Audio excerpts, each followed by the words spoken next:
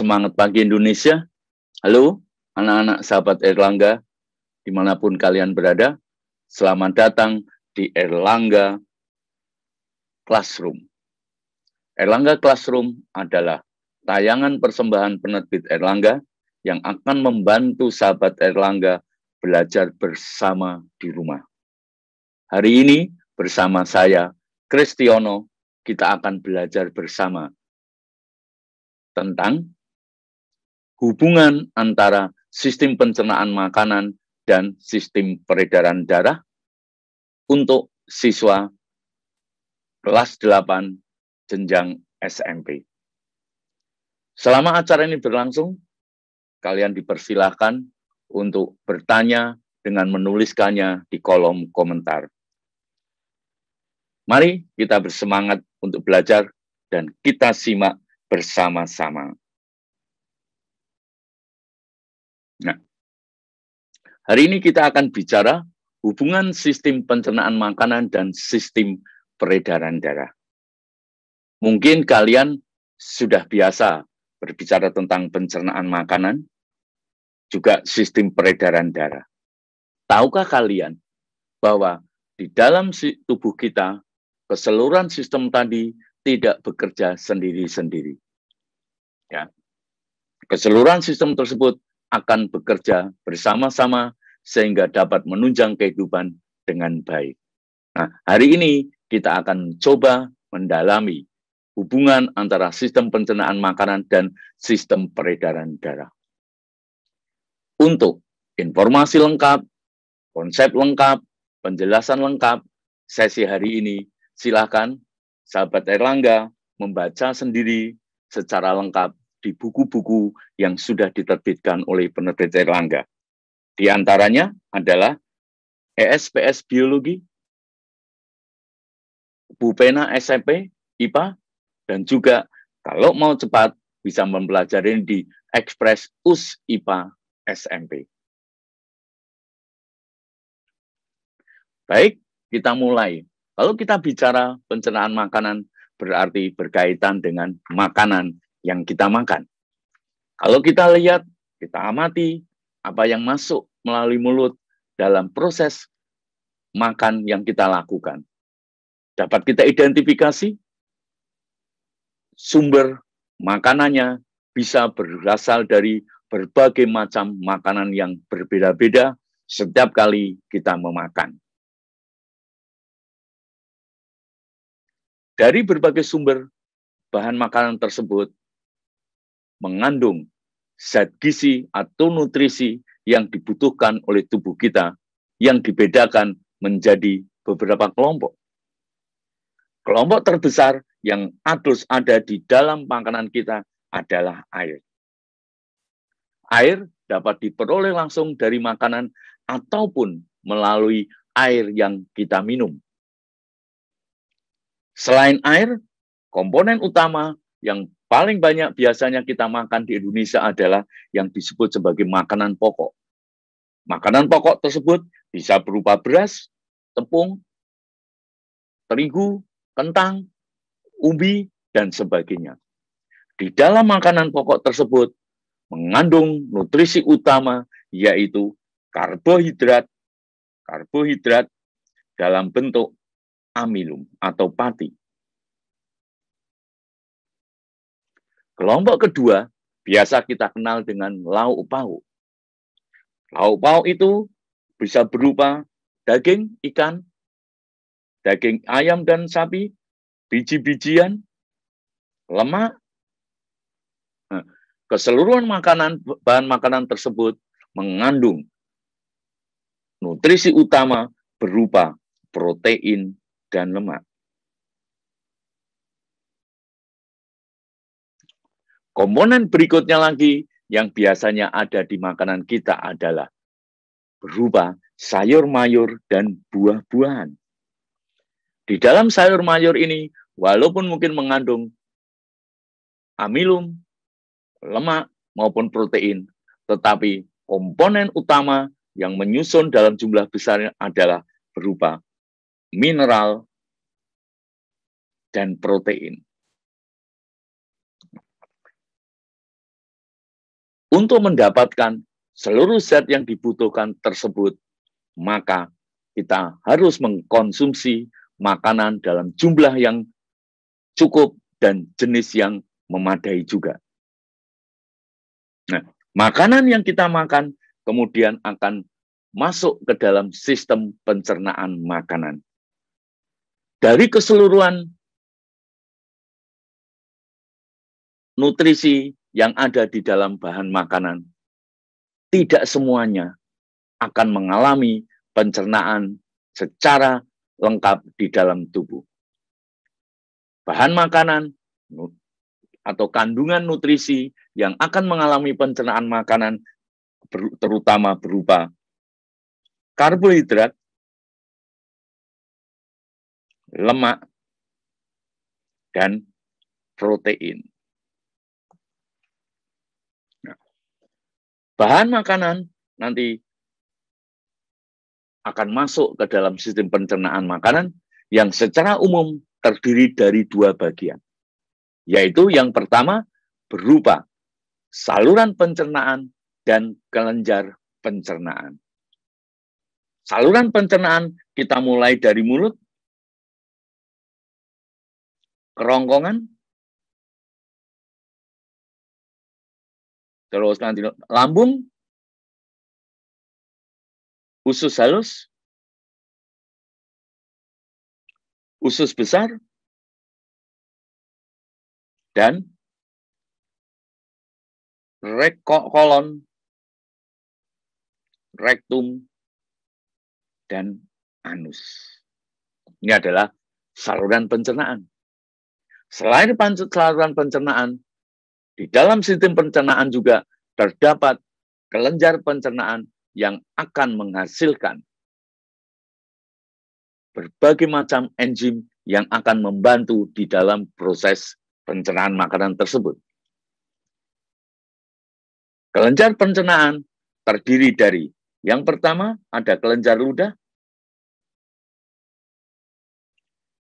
lalu nanti ada getah lambung, dari lambung akan menghasilkan getah lambung, lalu ini ada hati yang akan menghasilkan empedu, terus ada pankreas yang akan menghasilkan getah pankreas, dan ada juga getah usus. Jadi ada organ pencernaan yang memang berfungsi untuk saluran pencernaan saja dan kelenjar pencernaan saja, tetapi ada beberapa organ juga yang berfungsi sebagai saluran pencernaan sekaligus kelenjar pencernaan. Apa itu? Yaitu yang pertama adalah lambung, yang kedua adalah usus halus. Proses pencernaan hanya akan terjadi di dalam saluran pencernaan. Bagaimana proses pencernaan itu terjadi? Nanti makanan akan masuk ke dalam mulut. Di dalam mulut mengandung gigi atau memiliki gigi. Gigi berfungsi untuk mencerna secara kimis atau mekanis bahan makanan, sehingga yang tadinya ukurannya besar akan dikunyah menjadi ukurannya kecil. Selain itu, makanan akan dibasahi oleh ludah yang juga mengandung amilase. Di dalam amilase yang terdapat di dalam ludah akan mengubah amilum yang terdapat di dalam makanan menjadi glukosa atau fruktosa yang rasanya menjadi manis. Setelah dikunyah, makanan ukurannya sudah dalam ukuran yang lembut, menyerupai bubur, maka akan ditelan masuk melalui kerongkongan ke dalam lambung. Di dalam lambung akan bercampur dengan getah lambung. Kemudian makanan akan bergerak ke usus halus. Di dalam usus halus akan ditambahkan. Ya, getah-getah kelenjar yang berasal dari yang pertama dari hati, yang kedua dari pankreas. Sehingga di dalam usus halus bercampur makanan dengan berbagai macam getah pencernaan yang berasal dari hati, pankreas, dan juga dari usus halus sendiri. Proses pencernaan terjadi secara sempurna di dalam usus halus sehingga siap untuk diserap. Sisa pencernaan yang tidak diserap oleh usus halus akan masuk ke dalam usus besar untuk diproses menjadi feses yang nanti akan dibuang melalui anus. Inilah kira-kira secara garis besar proses pencernaan. Jadi sekali lagi, pencernaan hanya terjadi di saluran pencernaan. Dalam prosesnya melibatkan juga kelenjar pencernaan. Baik, mari kita bahas beberapa soal yang mungkin berkaitan dengan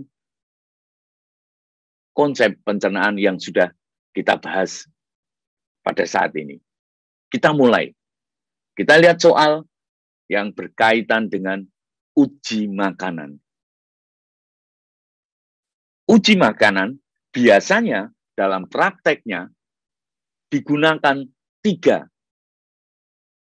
reagen atau 3 pengujian, yaitu dengan reagen atau tes Lugol untuk menguji adanya amilum, ditandai dengan apa?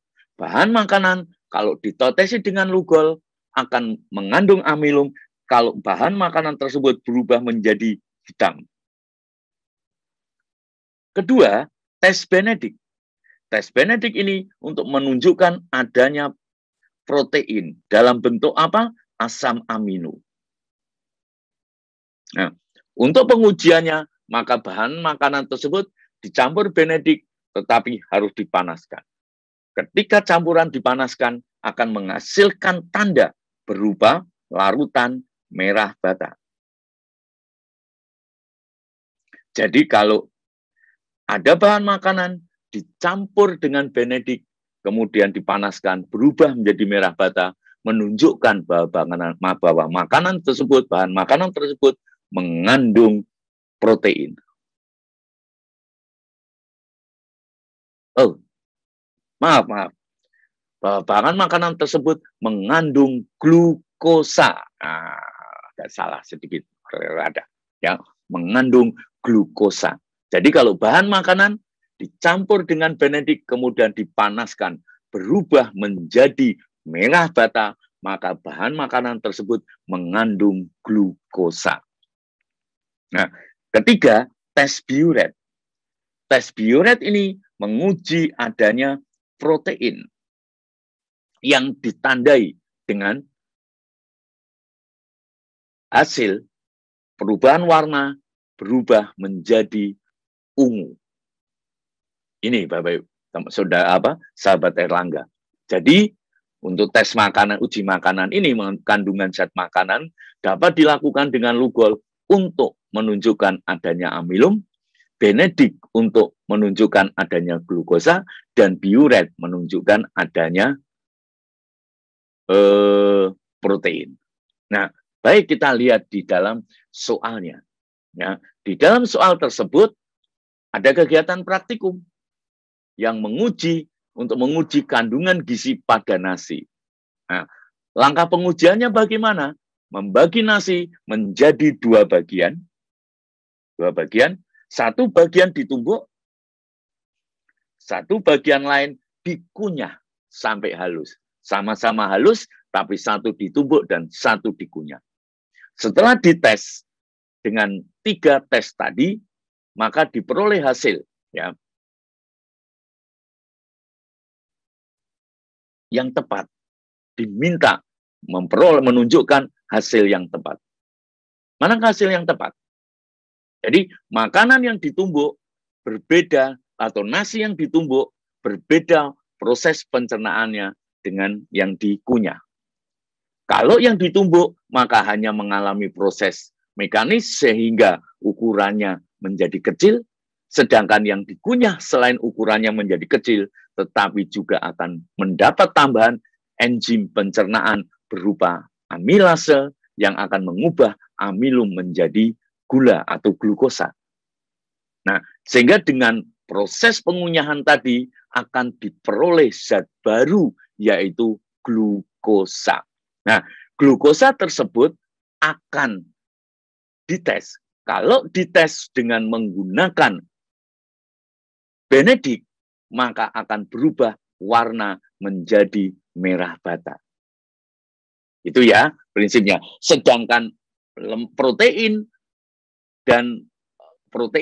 itu tidak akan mengalami perubahan. Amilum mungkin hasilnya karena memang awalnya amilum, maka ketika dites juga masih akan diperoleh amilum. Maka hasil yang sesuai apa? Mari kita lihat. Kalau diuji dengan Lugol untuk menunjukkan adanya amilum, maka kedua-duanya mungkin akan sama berwarna hitam. Nah, berarti ini kedua-duanya akan berwarna hitam. Ya, yang berwarna hitam mana? Hanya dua, hanya A. Maka kemungkinan kita lihat A. Bagaimana yang dengan uji Benedict? Benedict, maka yang ditumbuk tidak mengandung glukosa, maka berwarna biru. Sedangkan yang dikunyah karena mengandung glukosa, maka akan berubah menjadi merah bata. Sedangkan untuk uji Biuret adanya protein, kedua-duanya tidak menunjukkan adanya tes hasil yang positif. Maka dengan demikian jawabannya adalah A. Kedua, nah, kali kita dua. Perhatikan gambar alat pencernaan makanan berikut ini. Jadi ada yang satu adalah lambung, yang kedua adalah pankreas. Pankreas, ini lambung. 3 adalah usus halus. Keempat adalah usus besar. Oke. Nah, proses pencernaan yang sesuai yang ditunjuk pada tabel berikut ini adalah bagian A, 1, nama organnya adalah lambung. Lambung tidak menghasilkan lipase. Lambung hanya akan menghasilkan pepsin, renin, dan HCl. Maka ini salah. Yang kedua adalah pankreas. Pankreas itu bukan saluran pencernaan, maka di bagian pankreas tersebut tidak akan terjadi pencernaan makanan. Maka ini juga salah. Nah, yang C, bagian C adalah usus halus. Salah satu enzim pencernaan yang dihasilkan oleh usus halus adalah disakaridase. Disakaridase, yaitu yang akan menguraikan disakarida menjadi monosakarida. Berarti contohnya adalah maltosa dan glukosa. Maka ini betul. Yang keempat adalah usus besar. Usus besar ini tidak menghasilkan enzim, bukan empedu. Ya, prosesnya betul. Penyerapan air mengubah menjadi feses padat, tetapi bukan karena empedu. Maka yang betul adalah C. Mari kita bahas yang ketiga. Seorang merasa kelebihan berat badan yang diakibatkan oleh timbunan lemak pada tubuhnya. Orang tersebut merasa heran karena tidak pernah mengkonsumsi makanan berlemak atau berminyak dalam jumlah yang banyak. Jadi, merasa tubuhnya meningkat berat badannya, ya, karena ada timbunan lemak, tapi merasa tidak makan mengandung banyak lemak ataupun minyak. Mengapa hal itu dapat terjadi? Perhatikan, ini yang sering kali terjadi pada kita kebingungan ketika diet. Ya, wah supaya tidak lemaknya banyak, maka kita jangan makan lemak. Tidak. Karena apa? Karena makanan akan diserap dalam bentuk glukosa, gula. Kemudian diserap di dalam darah, dibawa oleh darah ke seluruh tubuh. Apabila glukosa yang dihasilkan tadi diserap oleh darah, jumlahnya melebihi apa yang kita butuhkan, yang tubuh butuhkan, maka glukosa tersebut akan diubah menjadi gula otot, atau biasa disebut sebagai glikogen, yang akan disimpan di dalam otot dan hati. Nah, apabila glikogen juga jumlahnya berlebih, maka akan diubah menjadi lemak di dalam tubuh. Jadi, kegemukan dengan kandungan lemak tubuh yang banyak tidak harus atau tidak selalu disebabkan oleh makanan yang mengandung lemak, tetapi dari kelebihan glukosa yang kita konsumsi yang kemudian akan diubah menjadi lemak. Maka kalau kita menginginkan tubuh kita yang lebih sehat, tidak banyak mengandung lemak, maka salah satu diet yang harus dilakukan adalah mengurangi asupan makanan yang mengandung amilum, tepung, atau karbo kalau dalam bahasa sehari-hari. Baik, ini sedikit tentang permasalahan-permasalahan yang bisa keluar di dalam soal-soal pencernaan makanan. Nah, baik, sekarang kita lanjutkan. Nah, apakah sistem makanan tersebut berhubungan dengan sistem peredaran darah? Apakah berhubungan dengan sistem peredaran darah? Mari kita lihat secara ringkas apa itu sistem peredaran darah. Sistem peredaran darah atau sirkulasi berfungsi untuk mengangkut berbagai macam kebutuhan akan zat yang dibutuhkan oleh seluruh tubuh kita. Nah, untuk melakukan proses sirkulasi tadi, maka ada 3 komponen yang harus terlibat di dalamnya. Yang pertama adalah jantung, yang berfungsi untuk memompa darah ke seluruh tubuh. Yang kedua, ada pembuluh darah yang berhubung-hubungan, yang kemudian menjadi jalan untuk darah beredar ke seluruh tubuh. Yang ketiga, ada sel-sel darah atau darah yang mengandung berbagai sel yang berfungsi untuk membawa berbagai kebutuhan yang dibutuhkan untuk kehidupan tubuh kita. Nah, apa itu sel-sel tersebut? Ya, di dalam darah mengandung 2 bagian, yaitu cairan darah disebut sebagai plasma darah dan sel-sel darah yang terdapat di dalam plasma darah. Ada 3 jenis sel darah, yaitu sel darah merah yang berfungsi untuk mengangkut oksigen ke seluruh tubuh. Lalu ada sel darah putih yang berfungsi dalam sistem pertahanan tubuh, dan ada keping darah yang berfungsi untuk pembekuan darah. Sedangkan plasma darah berfungsi untuk mengangkut, sekali lagi, berfungsi untuk mengangkut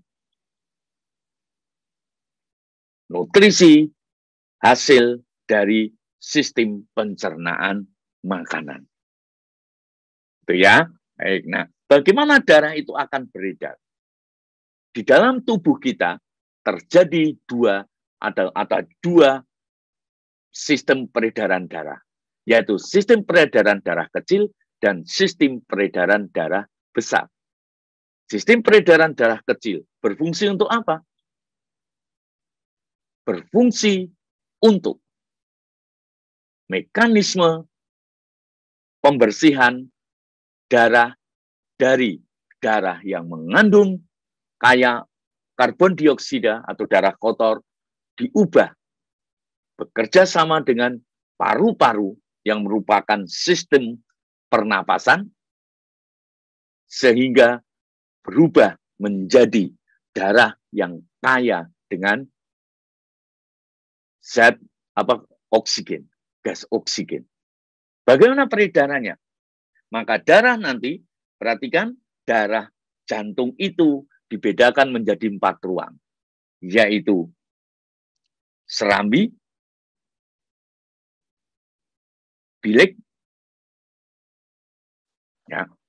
Perhatikan, kalau yang di bagian kiri dari gambar, maka ini akan menjadi serambi kanan, ini berarti bilik kanan. Sedangkan yang sisi kiri kanan berarti ini akan menjadi serambi kiri, dan ini bilik kiri. Bilik kiri. Nah, sistem peredaran darah kecil, nanti dari bilik kanan, darah akan beredar ke paru-paru. Di dalam paru-paru, oksigennya akan dimasukkan, sedangkan karbon dioksidanya akan dikeluarkan menuju ke paru-paru untuk dibuang dalam sistem pernapasan. Sehingga darah yang sudah berasal dari paru-paru ya, akan kembali lagi ke jantung. Ya, akan kembali lagi ke jantung. Ya, akan kembali lagi ke jantung setelah, nah dari sini ya, nah akan masuk ke serambi kanan berupa darah yang mengandung banyak oksigen. Kemudian dari serambi kanan akan dipompa ke bilik kanan, dari serambi kiri akan dipompa ke bilik kiri, dari bilik kiri akan dipompa ke seluruh tubuh, ya, akan dipompa ke seluruh tubuh, masuk dari aorta, arteri, ya, aorta, arteri sampai ke kapiler yang ada di dalam sel-sel tubuh kita, lalu darah tersebut akan masuk ke dalam sel-sel tubuh kita melalui kapiler, lalu di dalamnya kemudian terjadi pertukaran. Oksigen akan masuk ke dalam sel, sedangkan karbon dioksida akan masuk ke dalam darah. Sehingga hasilnya akan terdapat darah yang kaya dengan CO2. Sehingga darah yang kaya CO2 dari seluruh tubuh akan masuk ke serambi kanan. Serambi kanan. Nah, ini ke sini. Terus, nah, dari jantung ke seluruh tubuh, kembali ke jantung tersebut, dinamakan sistem peredaran darah besar. Oke, nah mari kita lihat beberapa persoalan yang mungkin akan keluar di dalam soal-soal yang akan kalian hadapi. Ya, yang pertama, perhatikan gambar berikut ini. Nah, ini ditunjuk, ini ada pembuluh darah, lalu di dalamnya berarti ada darah. Darah tersebut itu mengandung plasma darah, ini plasma darah. Nah, lalu ini yang bentuknya berkeping, ada agak cekung di dalam, ini adalah sel darah merah. Sedangkan beberapa bagian yang intinya besar-besar, ini adalah sel darah putih atau eritrosit. Sel darah putih, sedangkan ini adalah keping darah. Nah, bagian yang ditunjuk oleh X adalah sel darah putih. Maka sel darah putih tersebut berfungsi untuk sistem pertahanan. Sedangkan pengangkut oksigen ini adalah sel darah merah atau eritrosit. Ya. Terus untuk pembekuan darah itu menggunakan keping darah. Ya. Pengangkutan sisa metabolisme itu bisa dilakukan menggunakan plasma darah. Jelas ya? Jadi ini adalah yang ditunjuk tersebut adalah X berupa sel darah putih. Baik, not berikutnya lagi. Perhatikan gambar jantung berikut ini. Ya. Pasangan bagian yang ditunjuk dengan oleh huruf X dan Y pada yang tabel yang benar adalah. Nah, sekali lagi, X ini adanya di bagian atas dari jantung. Berarti ini adalah serambi. Karena dia ada di bagian kiri gambar, berarti adalah serambi kanan. Berarti serambi kanan. Itu ya. Nah, sedangkan Y adalah bilik. Atau serambi kanan, lalu ini adalah berarti bilik kanan. Maka, karena sebelah ke kanan berarti bilik kiri. Maka jawabannya adalah C. Oke, ini adalah berikutnya lagi. Nah, ini kegiatan yang biasa kita lakukan, yaitu untuk pengukuran tekanan darah. Seorang pasien melakukan pemeriksaan dengan alat tersebut. Kemudian diperoleh hasil 180/100. Hasil ini menunjukkan yang 180 biar ditulis di depan atau di atas, ini adalah disebut sebagai tekanan sistol, sedangkan yang bawah adalah diastol. Nah, sistol ini adalah tekanan darah atau tekanan yang dialami darah ketika darah dipompa keluar jantung menuju arteri. Nah, tekanannya berapa? Ini biasa dinyatakan dengan tekanan darah 180. Sedangkan diastol ini adalah tekanan yang dialami darah ketika jantung tidak sel-sel jantung atau jantung tidak berkontraksi atau dalam kondisi istirahat. Nah, bagaimana? Hasil tersebut adalah 180/100. Nah, normalnya adalah 120/80. Tetapi bisa sampai 140/90. Nah, kalau keadaan lebih dari ini disebut sebagai hipertensi. Kalau kurang dari tekanan 120/80 biasa disebut sebagai hipotensi, yaitu tekanan darah rendah. Kalau hipertensi disebut sebagai tekanan darah tinggi. Nah, berarti pasien yang sedang diukur tadi, karena dia memiliki tekanan darah 180/100, maka dia dalam kondisi hipertensi atau mengalami tekanan darah tinggi. Mengalami tekanan darah tinggi.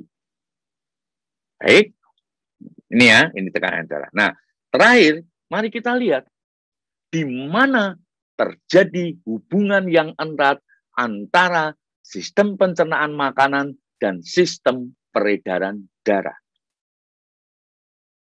Di mana terjadi hubungan yang erat antara sistem pencernaan makanan dan sistem peredaran darah. Nah, hubungan yang erat antara keduanya terdapat di dalam usus halus. Usus halus. Bagian dalam usus halus itu terdapat jonjol-jonjol, ya, seperti permukaan yang menonjol masuk, dan di dalamnya terdapat rambut-rambut atau biasa disebut sebagai villi, memiliki rambut-rambut seperti ini. Nah, ini seperti ini bentuknya. Kalau dibelah di dalamnya, ini akan ada seperti rambut-rambut, tonjolan-tonjolan kecil. Nah, di dalam tonjolan tersebut terdapat pembuluh darah kapiler. Terdapat pembuluh darah kapiler. Nah, pembuluh darah kapiler berfungsi sebagai tempat untuk pertukaran zat.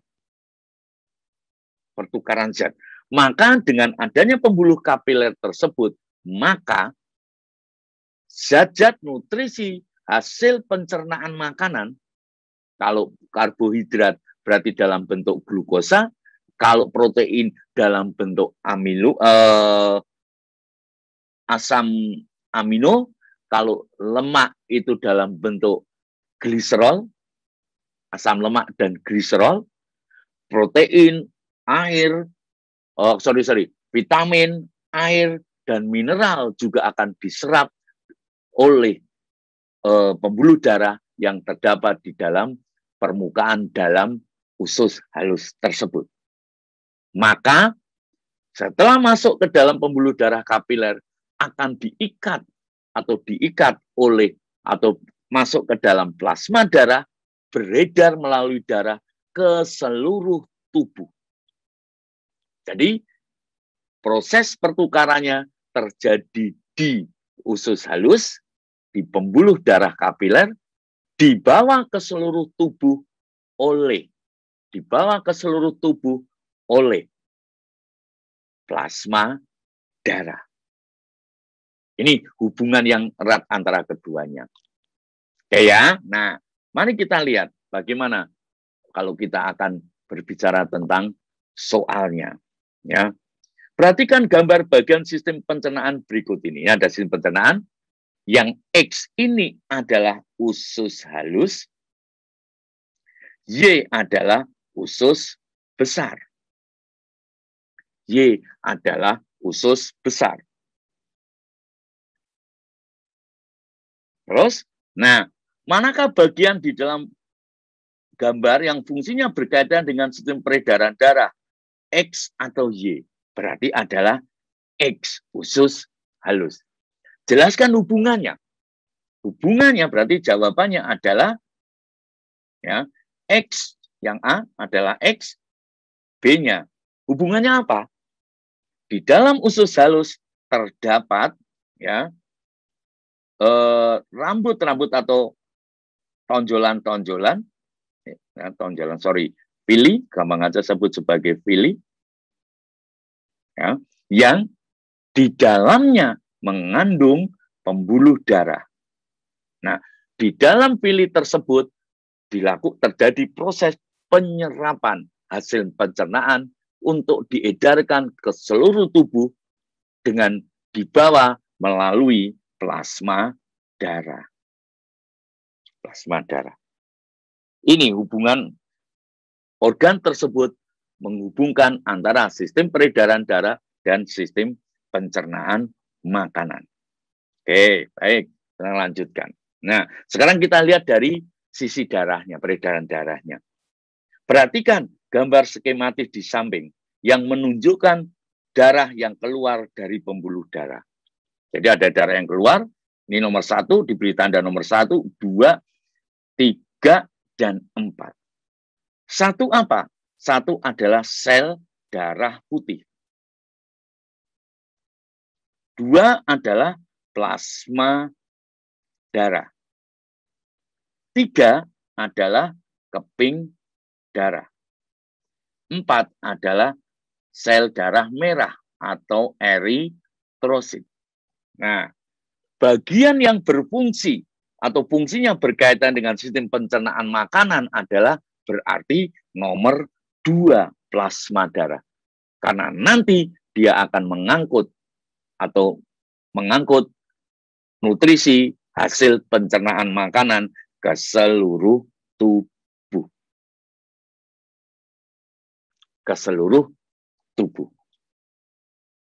Begitu kira-kira hubungannya. Nah, sebenarnya ini akan sangat menarik kalau kita bicara lebih dalam lagi, tapi karena keterbatasan waktu kita, silakan. Kalau tertarik lebih lanjut, silakan kumpulkan informasinya, baca sendiri di dalam buku ESPS IPA SMP Jilid 2 untuk kelas 8 atau ESPS Biologi kelas 8. Bisa juga dipelajari dalam buku Ekspres Ujian Sekolah, terutama bagi sahabat Erlangga yang sebentar lagi akan ujian kelas 9, dan dapat juga dipelajari dengan lebih mendalam lagi di buku Bu Petik IPA. di buku Bupetik IPA. Baik, ini saja yang bisa saya sampaikan, bisa kita diskusikan pada kesempatan kali ini. Ya, semoga apa yang kita diskusikan hari ini dapat dipahami dengan baik, ya, sehingga bisa membantu para sahabat Erlangga untuk lebih meningkatkan pemahaman tentang biologi khususnya dan IPA pada umumnya. Setelah menyaksikan tayangan ini, jangan lupa terus ikuti, aktifkan notifikasi untuk channel Erlangga Classroom atau Erlangga Inspirasi Channel, supaya kalau ada video-video terbaru, kalian langsung dapat notifikasi pemberitahuan untuk segera juga mempelajarinya. Nantikan Erlangga Classroom selanjutnya.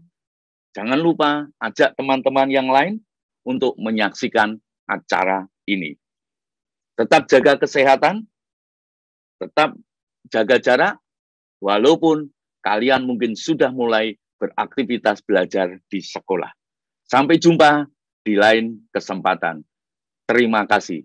Salam sehat.